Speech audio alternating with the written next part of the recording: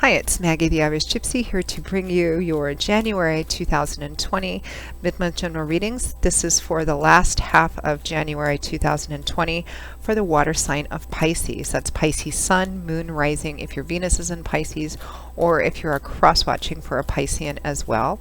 If you know your other signs or all of your signs, Sun, Moon, Rising, Venus, watch them because they can each provide something different into what's going on in your life and kind of create a bigger picture and help you move forward through whatever is going on in your life right now. So watch them if you can. If any of you are interested in reaching out for a personal one-on-one reading, just click on the description link below for more info and contact details. Personal readings also make great gifts for friends, family, and loved ones, so something to keep in mind. I do offer a wide variety of readings in all the main areas of life, including 6 and 12-month overviews, which take a look at what's coming in your life over the next 6 or 12 months in all the main areas, depending on how far ahead you want to look.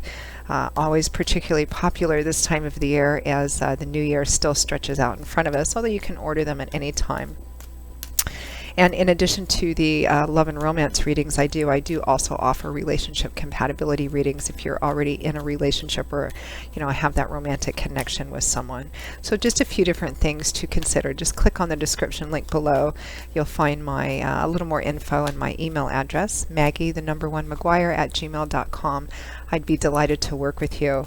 Because I do readings full-time, 5 to 6 to 7 days a week, I can usually respond to your initial inquiry with more info within the same day or the first 24 hours. And scheduling the actual readings is done in as a quick and timely a fashion as possible as well. So I look forward to hearing from those of you who are interested. All right, enough of the plugs. I know some of you who follow me regularly or follow other readers regularly get tired of those, but you can always fast forward to where you see the cards come out. Okay, Pisces, let's see what the last half of January has in store for you.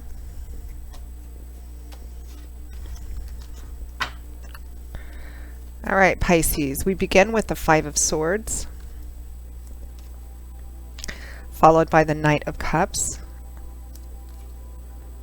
the Four of Swords, followed by the Devil,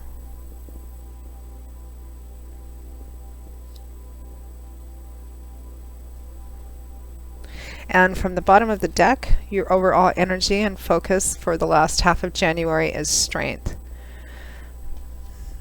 Pisces, I feel like a lot of you are breaking a cycle right now, a pattern or a habit that you have,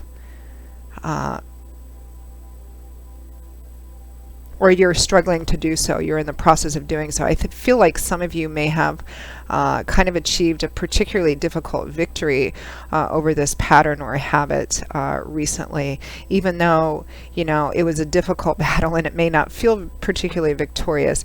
And I feel like the pattern that you're breaking or the cycle that you're breaking is a way of behaving, which means it comes from a thought pattern about how you offer yourself or how you give of yourself. We have the Five of Swords with the Knight of Cups here. The Five of Swords is a hard-won victory. This man's just finished a battle, a fight, a challenge of some kind. He's obviously won. He's victorious. He has gathered up his opponent's weapons, which means he's removed their ability to hurt himself.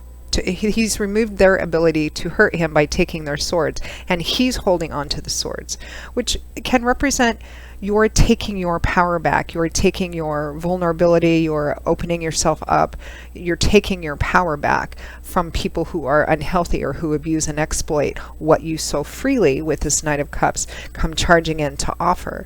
So there's this victory that's been won. He's gathered up all his swords, his opponent's swords, their ability to hurt him. And he's holding his own aloft in victory, but the colors are still kind of murky. He looks tired, worn out, exhausted.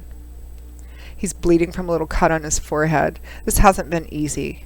And sometimes the people on the ground behind him can represent that the cost of this victory means leaving a person or some people behind. But in that particular situation, they often represent people who are selfish or exploitative.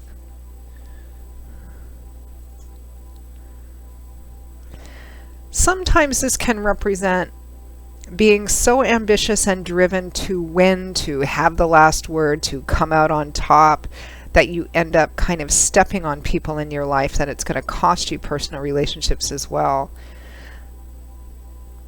But I'm not really connecting with that for this particular reading for you, Pisces. I feel like this is a victory that you have won or are in the midst of winning. And what is this victory about? The clarifying card for that Five of Swords is the Knight of Cups. So cups, the other thing I want to point out too is this Five of Swords. Swords is governed by the element of air, and in the tarot this is about what goes on up in our heads, belief systems, ideologies, thoughts, words, communication, etc.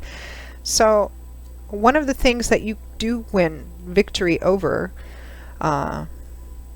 in the Five of Swords is your own thoughts as well. Again, a pattern of thinking that reflects in a pattern of behavior. Because the way that we behave originates, in our heads. So what's this about? We have the Knight of Cups here. Cups is water energy. That's the element which governs this suit. And in the tarot, this is emotional energy. Knights are usually known for charging in, delivering what they have to deliver, completing their mission and quest, and charging back out again. They almost always represent something coming in, or something, being sent out very powerfully, very obsessively, as an opportunity for change. Knights are sometimes known for being a bit on the obsessive or single-minded way, because they're knights. We're known for being sent out on missions and quests. That was their role in medieval times. So they're very kind of code of honor and ethics, and very single-minded about their missions and quests. So the Knight of Cups, the Knight of Emotions, he comes charging in and he offers his love, his support, his emotions. He wears everything on his sleeve. It's all very evident and obvious. But sometimes the struggle with the Knight of Cups is in follow-through. He's in love with love itself. This is very much an idealist sort of person, and particularly in where love is concerned. He's an idealist about love, moonlight, candlelight, dancing, and flowers and chocolate, bad poetry, and all of that other kind of stuff, right? Sometimes the follow-through for him is in the day-to-day, sometimes work of maintaining what he promised, But this does represent somebody who, is the first one to come charging in and go, I'll do it, I'll fix it, I'll come in and I'll protect and I'll do all this stuff. Not necessarily a bad thing. It's a beautiful place where it comes from in your heart. But this represents what you have won a victory over. And with this people behind you, on the ground behind this man, Pisces, looking at the rest of these cards, your overall energy is strength, which is about facing your fears, your doubts, your insecurities, wrestling with your demons, your own bad habits, perhaps patterns, ways of thinking. The Devil, which can represent toxic thinking, which can lead to addictions, obsessive behaviors, negative toxic relationships. The thing that we are enslaved to, that we keep returning to over and over again. The Devil represents imbalance and addictions, or bad cycles that keep going around and around and around again. And by the way, the Devil is next to this Knight of Cups. I feel like you have been struggling for some time with, and it's a lovely Piscean energy. It's a water energy, Cancer, Pisces, Scorpio, Cups energy, this Knight of Cups. I think maybe some of you have this tendency to be the Knight of Cups, to rush right into a situation and just offer it all right at the very beginning. And I think sometimes because you may not, like this Knight of Cups, is in such a hurry to give his love, to offer and give his love, his support, his assistance, his protection. He doesn't, the Knight of Pentacles kind of holds back and waits a little bit, kind of watches how things play out. But the Knight of Cups, no such thing. He just rushes right in. It may not always be the right situation to do that in. And so because of that, people who tend to do this often, particularly in relationships, get hurt quite a bit, or in job, work, and other situations, they tend to overcommit themselves because they see the need and they rush in and want to fill it. And that comes from a really beautiful place, but without being a little more cautious and exercising some wisdom in how you offer of yourself and how you give of yourself, you can, I think, more often than not, be taken advantage of by people who pick that up about you and want to take advantage of it. And I think that's what you've been dealing with here, Pisces, in one form or another. For some of you, it might be a relationship pattern. For others of you, it might be in job, work, career, projects, or in your community. If this is a strong tendency, then it probably manifests and bleeds into all the areas of your life. And I think that you've been struggling on trying to exercise wisdom over when, where, and how to manifest this Knight of Cups energy, because the energy of, you know, what he wants to do is, it comes from this beautiful place, and I don't ever want you to give that up. I don't want anybody ever to give up that. But sometimes we need to exercise some wisdom and going, oh, I want to rush in. Wait, is this right? Is this the right, you know, is this person really, let me hang off just a little bit, wait just a little bit and see how these, you know, things kind of play off, or not offer everything right at the very beginning, just maybe a little bit step by step kind of thing. And I think you've really been fighting a tough battle with this part of yourself and with where it comes from. I mean, strength kind of says that you've been dealing with that, you've been wrestling with this, you know, this negative toxic cycle, and you are, and this is particularly prominent around the middle of the month, maybe the third week of the month or so. And then we have, you know, over that devil is the Four of Swords, which is a card of feeling really tired and worn out and taking a break from it. And it's sitting right next to the Five of Swords too, which makes sense, because the Five of Swords, its man has finished a victory with other people, but primarily perhaps with himself. And he's tired. He doesn't look particularly victorious. And if you've had to leave somebody behind, or a group of people behind, because of this, you know, it probably, again, doesn't feel victorious. You're tired, worn out, sad, exhausted. But it really is a victory, but you're kind of taking a break, especially more towards, you know, the last week of January 2020, towards the end of the month. You know, we've got this Four of Swords, taking a break, a respite from the struggle, from the conflict, from the challenge, needing to rest, recuperate yourself, because there's been, you know, you've been wrestling and wrestling and wrestling and wrestling and wrestling with this, you know, toxic negative energy.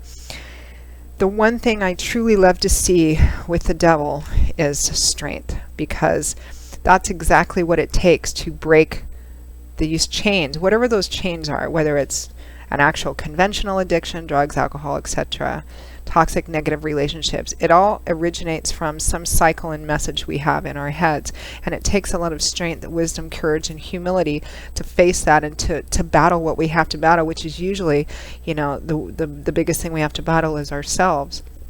But that's exactly what you gain more of by going through this process as well.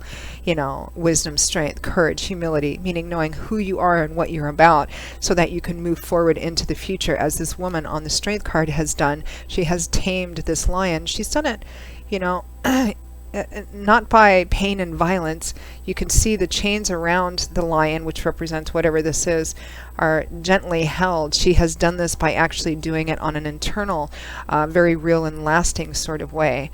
Because real change is evident not in the choices you make, but in your actions after you make those choices. Can you really play this out? And this is something it looks like you've been struggling with for quite some time, Pisces.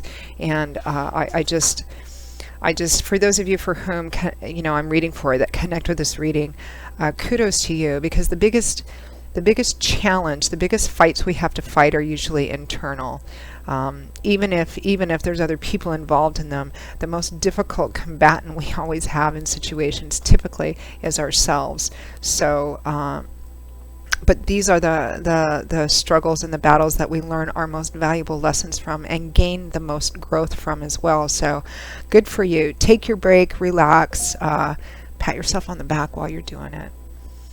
So let me just pull one or two final guidance and advice cards from Spirit, higher message from Spirit for you for the last half of January 2020.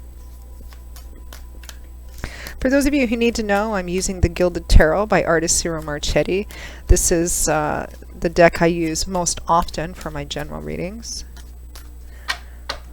I just love the richness and lushness of the colors. All right, higher message from Spirit. the Nine of Pentacles. Right behind it's the Ten of Pentacles.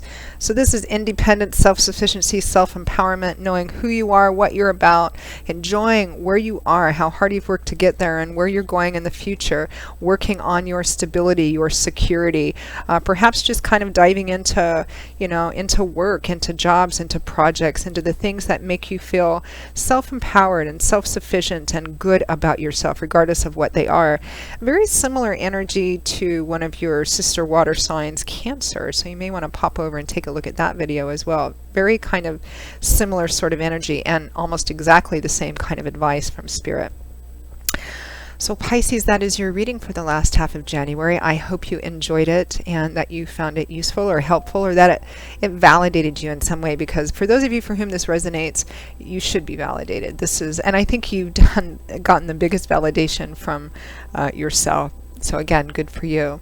If any of you are interested in reaching out for a personal one-on-one reading for yourself or as a gift for friends, family, or loved ones, just click on the description link below and feel free to email me directly at Maggie1McGuire@gmail.com. I would be most happy to work with you.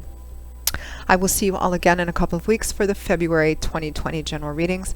Until then, as always, I wish you much joy, love, happiness, and a continued positive transition into this new year. Take care, and I hope to see you back here again soon. Bye-bye.